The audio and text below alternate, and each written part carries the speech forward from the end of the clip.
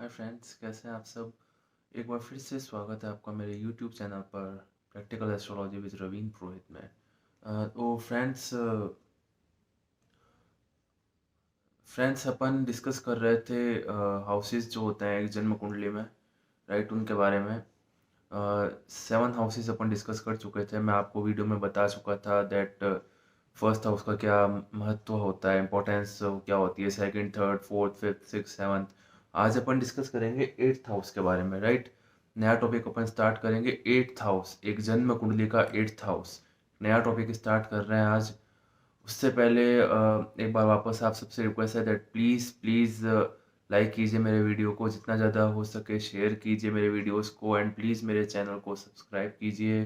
And पास में जो नीचे बेल आइकन है उसे दबाना ना भूलें, बिकॉज ऑफ दैट जब भी मैं कोई वीडियो अपलोड करूँगा तो इंस्टेंटली हाथों हाथ आपके पास नोटिफिकेशन आ जाएगा। ऑलराइट, तो शुरू करते हैं। देखिए आज का टॉपिक, देखिए महर्षि पाराशर एक बहुत ही मतलब बड़े एक तरह से जनक थे वो ज्योतिष विद्या के। ऑलराइट, इसके बाद भी बहुत से ऐसे महर्षि थे जिन्होंने इसके ऊपर बहुत रिसर्च करी अपने टाइम में, और मतलब उस टाइम में महाभारत टाइम में, रामायण में, उस टाइम त्रेता युग के टाइम, द्वापर के टाइम भी महर्षि जैमिनी थे। प्रश्न शास्त्र जो है उन्होंने इन्वेंट किया था, राइट, ऐसा कहा जाता है, माना जाता है। तो और भी आचार्य नीलकंठ थे। इन सब का एक मतलब बहुत ही कॉमन एक चीज़ थी इन सब में, इनके जो रिसर्च थी उसके अंदर, वो था त्रिक भावों का जो इम्पोर्टेंस है उसको लेकर के, राइट। त्रिक भाव, देखिए मैंने आपको पहले भी बताया था दैट जन्म कुंडली के कुछ भाव काफ़ी शुभ होते हैं, अत्यंत शुभ होते हैं कोई कोई भाव जन्म कुंडली के। कोई कोई उतने ही अशुभ भी होते हैं भाव जन्म कुंडली में। ऑलराइट, उतने ही अशुभ, और उन भावों के जो लॉर्ड होते हैं, मालिक होते हैं, स्वामी होते हैं उन भावों के, वो भी अशुभ। ऑलराइट, तो पहला जो फर्स्ट जो त्रिक भाव होता है जन्म कुंडली में, एक वो मैंने आप लोगों को बताया था जब अपन लोग सिक्स्थ हाउस के बारे में डिस्कस कर रहे थे, शत्रु, रोग एंड कर्जा, राइट। सिक्स्थ हाउस का मैंने आपको बताया था that it is the first त्रिक भाव ऑफ जन्म कुंडली। ऑलराइट, फर्स्ट त्रिक भाव। नाउ सेकंड सेकंड त्रिक भाव जो है वो आज अपन डिस्कस कर रहे हैं, नया टॉपिक है एट्थ हाउस का। तो देखिए एट्थ हाउस जो होता है अष्टम भाव कह दीजिए या आठवां घर कह दीजिए जन्म कुंडली का। ऑलराइट, ये सेकंड त्रिक भाव है, त्रिक भाव अशुभ होते हैं। ऑलराइट, एट्थ हाउस जो रिलेट करता है जिन चीज़ों से, वो अपयश, अपमान, पीड़ा, दुख, मृत्यु तुल्य कष्ट। ध्यान दीजिएगा इस बात पे, अपयश, अपमान, पीड़ा, दुख और मृत्यु तुल्य कष्ट, राइट। मृत्यु नहीं, मृत्यु तुल्य कष्ट। मृत्यु हमेशा जो होता है मारक भाव ही उसको सिद्ध करता है, that is the second house, seventh house and eleventh house. Alright, तो एट्थ हाउस देखिए सेकंड त्रिक भाव होता है, ये अशुभ होता है। इसके लॉर्ड की जब दशा अंतर्दशा आती है, भुक्ति आती है, जब हाईली अशुभ जो होता है परिणामों की उम्मीद की जा सकती है, ऐसी भविष्यवाणी की जा सकती है उस टाइम। ऑलराइट, कोई कोई ऐसे बहुत से यूनिक केसेस भी होते हैं, कई बार देखा गया है दैट ये अमेजिंगली पॉजिटिव इफेक्ट भी देते हैं। कभी कभी ऐसे रेयर केसेस भी होते हैं, इसे विपरीत राजयोग बोलते हैं। ये इनका डिस्कशन आगे फ्यूचर में अपन करेंगे। अभी प्रेजेंटली अपन डिस्कस करेंगे मतलब एट्थ हाउस के बारे में। बेसिकली एट्थ हाउस किन चीज़ों से रिलेट करता है जो मैंने अभी आपको थोड़ी देर पहले बताया ही था। अच्छा, कोई भी ग्रह एट्थ हाउस का जो लॉर्ड है किसी जन्म कुंडली में, उनके नक्षत्रों में अगर विराजमान है तो वो भी उसके भी फलों में बहुत सी कमी आ जाती है। ऑलराइट, जैसे कि भाई मकर लगन हो गया। मकर लगन में देखिए ये एट्थ हाउस के जो लॉर्ड होते हैं वो सूर्य होते हैं। ऑलराइट, सूर्य जो होते हैं एट्थ हाउस के लॉर्ड होते हैं मकर लगन में। अब भाई सूर्य के नक्षत्र क्या हो गए, कृतिका, उत्तरा फाल्गुनी एंड उत्तराषाढ़ा। ऑलराइट, तो मान लीजिए कोई भी ग्रह सूर्य के नक्षत्र में प्लेस्ड हुआ अगर आपकी जन्म कुंडली में, तो उसके परिणाम हाईली नेगेटिव होंगे। जब भी उनकी दशा अंतर्दशा आएगी, भुक्ति आएगी, तब हाईली नेगेटिव परिणामों की उम्मीद की जा सकती है। ऑलराइट, तो एट्थ हाउस के बारे में मैंने आपको बताया दैट किस तरह 8th हाउस जो है वो इन सब चीज़ों का अपयश हो गया, अपमान हो गया, पीड़ा हो गया, दुःख हो गया, इन चीज़ों से रिलेट करता है, हर तरह की नेगेटिविटी। ऑलराइट। सेकंड त्रिक भाव है ये। अच्छा, कोई भी ग्रह मान लीजिए फर्स्ट हाउस का लॉर्ड है। फर्स्ट हाउस का लॉर्ड को मैंने आपको बताया था लग्नेश कहता है। लग्नेश अगर 8th हाउस में जाके प्लेस्ड हो जाते हैं, यानी कि फर्स्ट हाउस जो होता है जन्म कुंडली का, उसके लॉर्ड अगर 8th हाउस में जा कर के प्लेस्ड हो जाते हैं, तो उस जातक के लाइफ टाइम तबीयत तो खराब चलती ही रहेगी, कुछ ना कुछ उनके साथ होता रहेगा। तबीयत को लेके इम्यूनिटी कम होगी, वीक होंगे थोड़े से वो।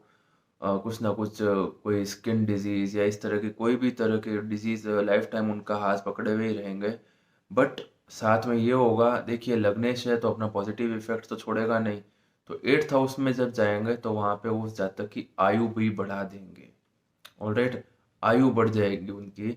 8th हाउस का देखिए आयु से भी रिलेट करता है 8th हाउस, ये मैं आपको बताना चाहूँगा। ऑलराइट।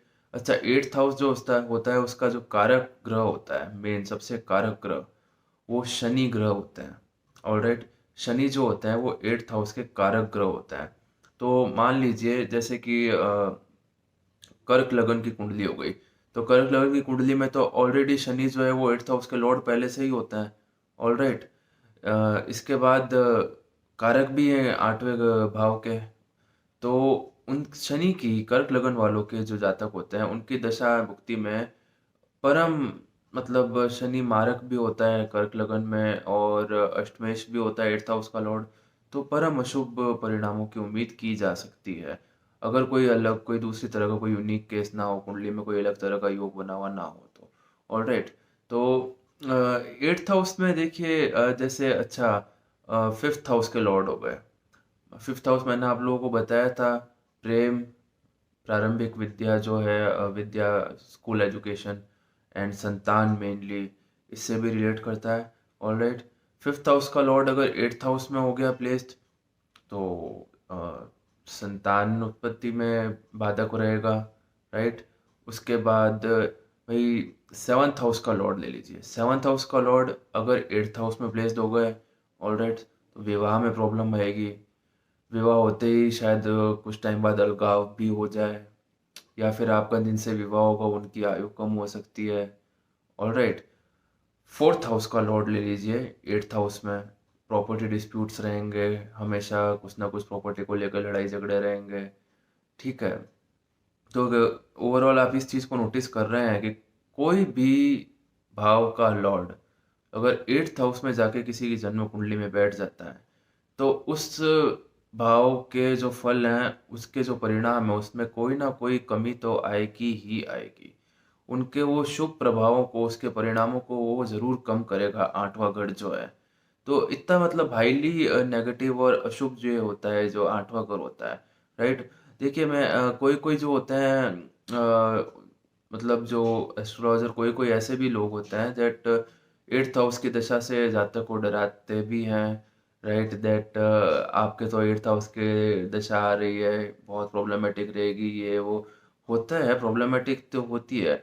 लेकिन कोई कोई यूनिक देखिए केसेस भी होते हैं जिसमें ये शुभ परिणामों की भी इसमें प्राप्ति होती है, जैसे गड़ा हुआ धन मिलना, राइट, लॉटरी एंड ऑल, गुप्त चीजें, सारी मिस्टीरियस चीजें, हाईली मिस्टीरियस चीजें, इनसे भी रिलेट करता है 8th हाउस।